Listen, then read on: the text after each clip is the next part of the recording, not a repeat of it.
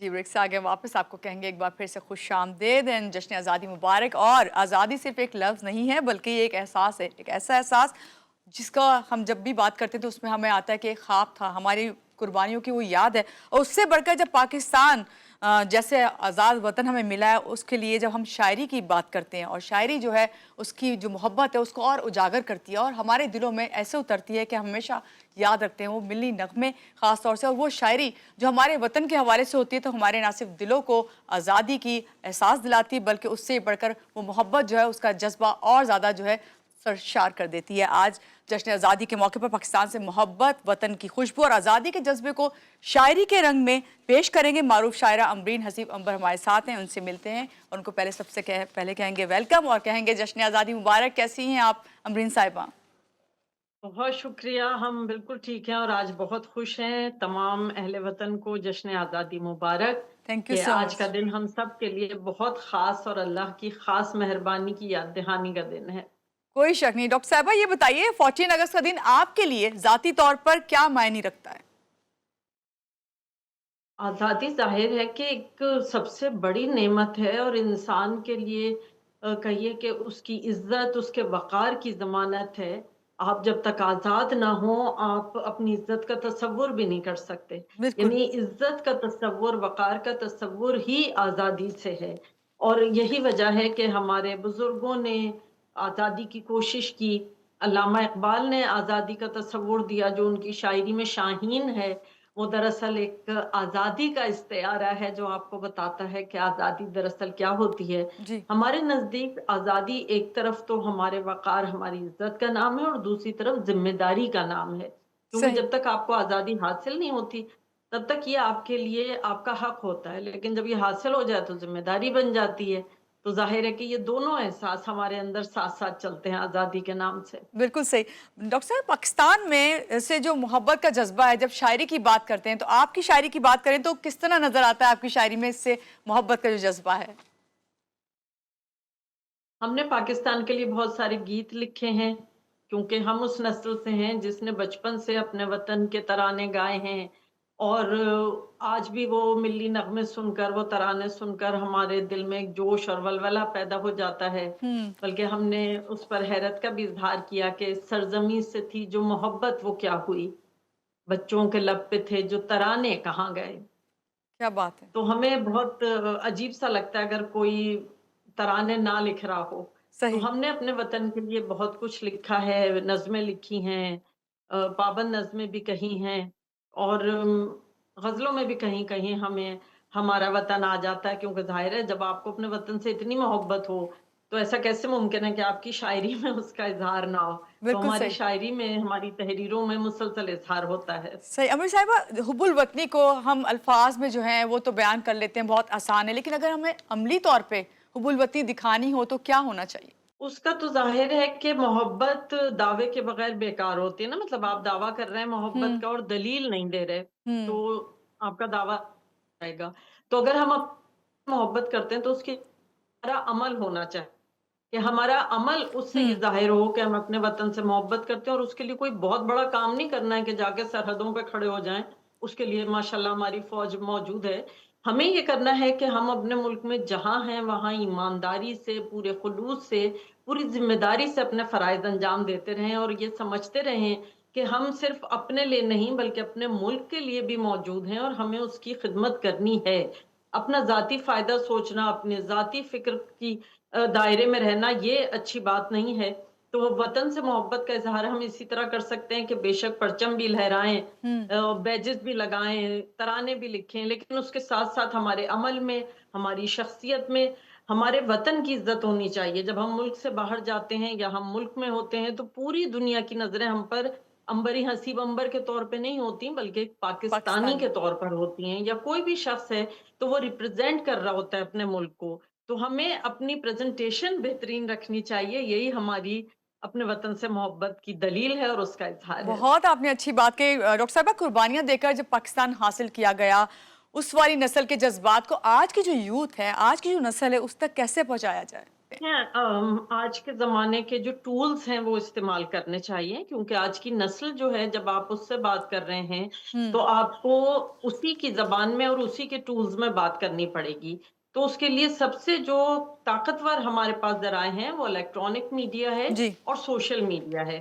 तो हमें पूरे वक़्त ये कोशिश करनी चाहिए कि हम उन बातों को, उन कुर्बानियों को, उस पूरी जर्नी, उस पूरे सफ़र को बयान करते रहें जो उस वक़्त तय की गई।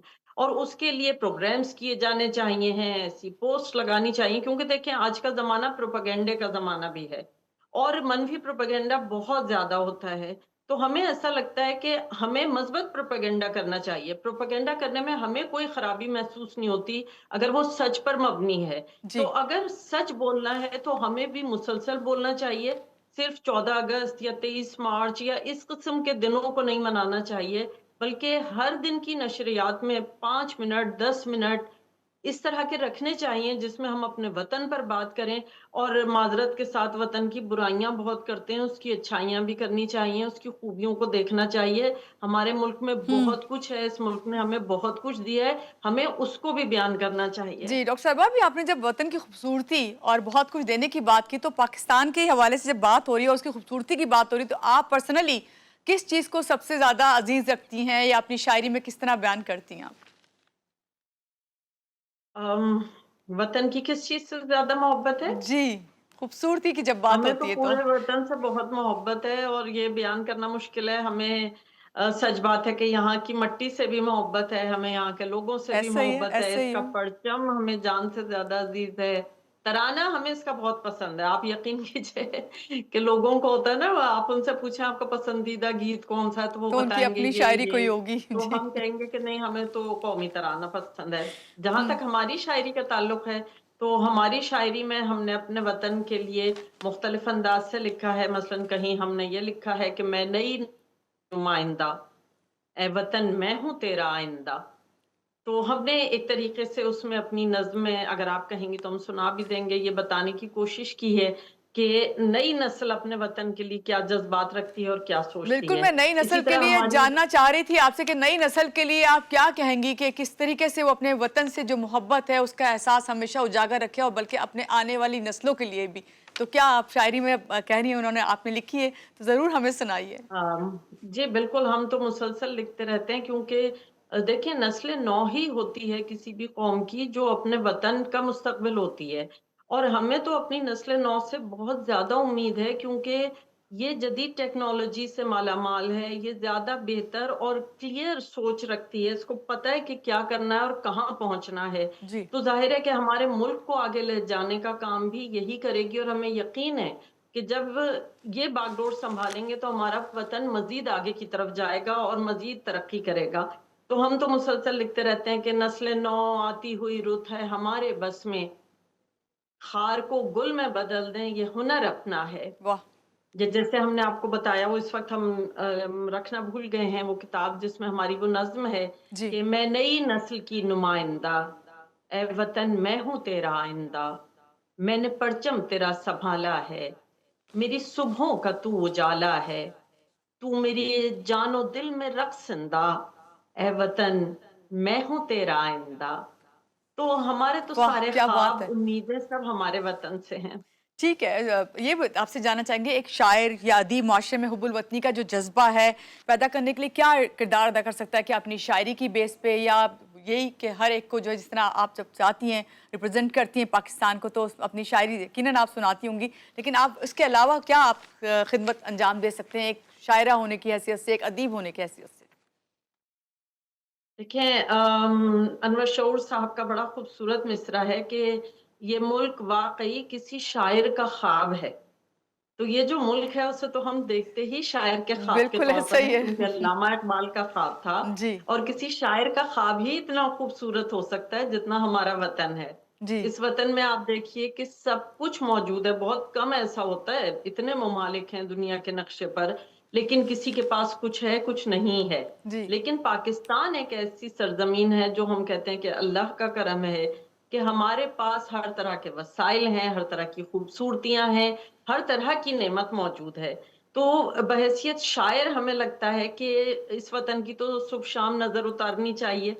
اور دعائیں مانگتے رہنے چاہیے کہ اس وطن کو کسی کی نظر نہ لگے، ہم آمین. رہیں نہ رہیں ہمارا وطن سلامت رہے اور اسی طرح پائندہ رہے. ہم اپنے بالکل. جذبات چند اشعار میں پیش کرتے ہیں کہ میرے لب پہ بس یہ دعا رہے، میرے لب پہ بس یہ دعا رہے، میرا گھر ہمیشہ بسا رہے. واہ. یوں ہی روز اس کی بلائیں لوں، یوں ہی روز اس کی بلائیں لوں، میرا عشق یوں ہی نیا رہے. کئی رنگ ہیں مگر اے خدا، کئی رنگ ہیں مگر اے مگر ہے خدا، خدا. یہ جو باغ ہے یہ ہرا رہے. کیا ہی بات ہے، کیا ہی بات ہے. یہ جو باغ ہے یہ ہرا رہے، یہ جو آندھیاں ہیں خجل رہیں، یہ جو آندھیاں ہیں خجل رہیں، یہ چراغ یوں ہی جلا رہے. واہ. میں رہوں تو کیا نہ رہوں تو کیا، میں رہوں تو کیا میں نہ رہوں تو کیا، میرا گھر جہاں میں صدا رہے. کیا بات ہے.